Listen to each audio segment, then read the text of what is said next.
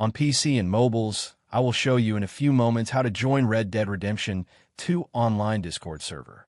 It's the same method on both PC and mobiles. For this, we will open a browser on your PC or mobile, can be whichever. In my case, I will use Firefox.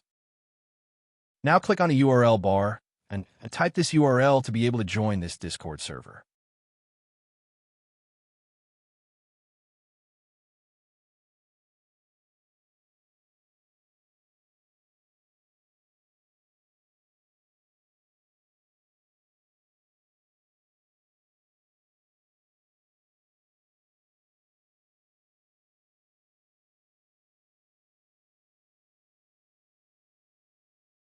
Doing this will automatically start your Discord application if you have it installed. Then click Join, and you will have access to the Discord server.